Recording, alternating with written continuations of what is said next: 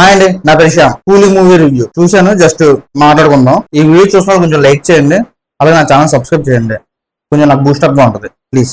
కూలీ movie review. ఉదయం లేచి ఎవరి ముఖం చూసినా తెలియదు కానీ నా జీవితం పుండు మీద కారం చల్లినట్టు అయిపోయింది నా పని. ఒక రాడ్ ఇంకో తర్వాత ఇంకో రాడ్ అంతే, అలాగే ఉంది సినిమా. నాకేం నచ్చలే. అంతే లేదు, సినిమా చాలా హైప్. మనకి డైరెక్టర్ గారు ముందే ఒక చిన్న అంచనా ఇచ్చారు. అంత హైప్ తో ఉన్నప్పుడు ట్రైలర్ చాలా లో కట్ చేశారు. అది చూసి మనం అర్థం చేసుకోవాలి సినిమా ఎలా ఉందని. ఆ హైప్ తగ్గట్టు అయితే లేదు సినిమా. మాట్లాడుకుందాం ఎలా ఉందో. కొన్ని ప్లస్ కోసం మాట్లాడుకుందాం. సినిమాలో 8+ లో మాట్లాడుకుందాం. సినిమాకి మెయిన్ ప్లస్ మ్యూజిక్. కొన్ని చోట్ల డల్ గా ఉండి ఆ మ్యూజిక్ చిరా తెప్పిస్తుంది, కానీ కొన్ని చోట్ల మంచి ఫీల్ వస్తుంది, చాలా బాగుంటది. అంటే మంచి ఎనర్జీ వస్తుంది. కొన్ని చోట్ల అయితే కొన్ని యాక్షన్ బ్లాక్స్ లో అయితే ఇంకా బాగుంటది. ఆ సాంగ్, అది వచ్చిన ట్రైనింగ్స్ అంతా బాగుంటది. మన రజనీకాంత్ గారి కోసం అయితే చెప్పక్కర్లేదు, ఇక ఆరేస్తారు ఎప్పటిలాగే. అతని స్వాగ్ అతను చెప్పక్కర్లేదు. ఇంకా సెకండ్ హాఫ్ లో ట్విస్ట్ ఉంటది, బాగుంటది. అంటే మరీ పెద్ద ట్విస్ట్ అని నేను చెప్పను, కానీ బాగుంటది, మనల్ని ఎంగేజ్ చేస్తుంది. శోభిన్ గారు ఉన్నారు కదా, అతని యాక్టింగ్ గానీ అతని క్యారెక్టర్ గానీ సినిమాకి మెయిన్ ప్లస్ అతనే. అంటే అతని క్యారెక్టర్ మనల్ని ఎంగేజ్ చేస్తుంది ఎక్కువ. చాలా బాగుంటది అతని క్యారెక్టర్. అయితే రోజు సినిమా ఉంటది. ఉపేంద్ర గారు వస్తారు, అమీర్ ఖాన్ గారు వస్తారు. వాళ్ళ క్యాన్యూలు బాగానే ఉన్నాయి, పర్వాలేదు, ఇంట్రెస్టింగ్. అంటే పర్లేదు మనం కొంచెం అనమాట.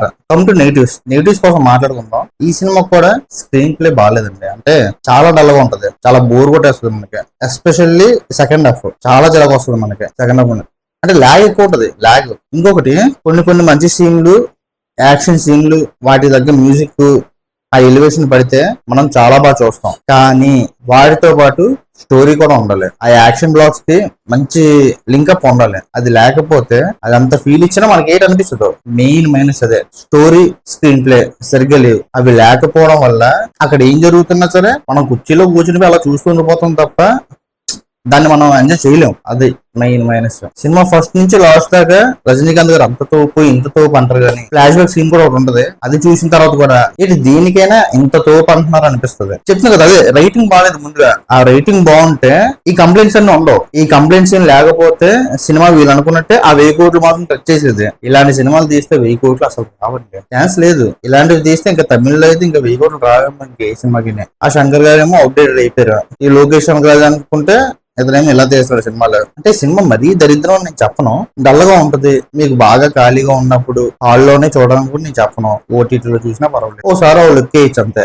అంత గురించి గేమ్ లేదు సినిమాలో. తిరగబడిపోయి వెళ్ళిపోయి చూసే సినిమా అయితే కాదు.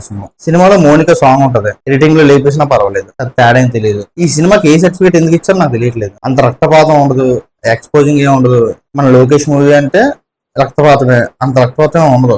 మరి ఎందుకు మరి ఏ బ్లాక్ ఇచ్చారో మరి చూద్దాం. ఫైనల్ ఎంత కలెక్ట్ చేస్తారో చూద్దాం. ఈ సినిమా చూసిన వాళ్ళు ఎవరైనా సరే ఈ సినిమా లాస్ట్ కలెక్షన్ ఎంత అవుద్దాం అనుకుంటున్నారో మీ కామెంట్ లో చెప్పండి, నాకు నేను చూస్తాను. అదండి, నన్ను అడిగితే సినిమా అంతేం లేదు, బాగా డిసప్పాయింట్ అయ్యింది. నేనైతే స్కిప్ చేసినా పర్వాలేదు, ఖాళీగా ఉన్నప్పుడు టికెట్ రేట్లు తగ్గినప్పుడు వెళ్ళినా పర్వాలేదు, అది లేదన్నట్టు ఓటీటీలో వచ్చినప్పుడు చూసినా పర్వాలేదు. అంత నుంచి పెద్ద సినిమా అయితే కాదు. ఈ వీడియో కదా చూసిన వాళ్ళు కొంచెం లైక్ చేయండి. నా ఒపీనియన్ మీకు ప్లస్ అయింది అనిపిస్తే నా ఛానల్ సబ్స్క్రైబ్ చేయండి ప్లీజ్.